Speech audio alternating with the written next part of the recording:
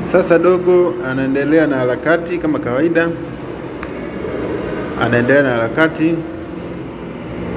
Ina maana kuna sehemu pembeni pale anaruka, akiruka anakuja kwenye hii nyumba, anaingia upande wa pili, anachukua vyuma, anavirushia huko. Akivirushia huko anavivunja vunja, anatia kwenye mfuko kama hivyo. Akiweka kwenye mfuko anatembea.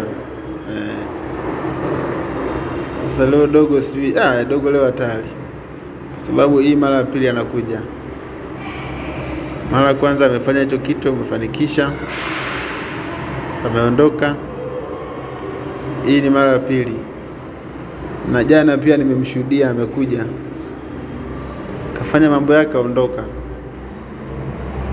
Sasa huo ndo ukuta hapo, huo ukuta huo, anaruka, anaingia upande wa pili kama hapo, anatembea, anajibana kwenye tenki hilo. Angalia mazingira yapo vipi, anaenda anachukua zaga hizo au maskrepa hayo, hizo frame za aluminium. Dogo bwana anacheza na hatari.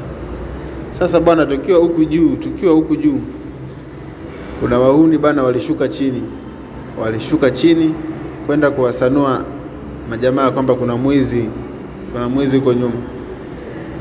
Kwa hiyo part 3 inakuja. Part 3 inakuja jamani, sio muda. Muendelezo, ambapo huo muendelezo part 3 hapo ndo kuna vipigo, kuna fimbo, yaani ndo kuna hatari, ndo kuna vurugu zote. Shansoma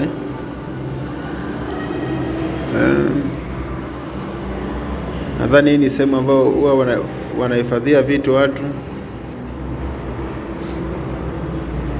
Dogo anaangalia maskrepa tu.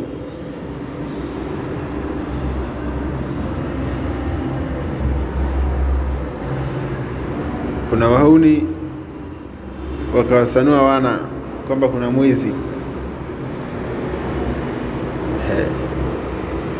Dogo leo na balaa.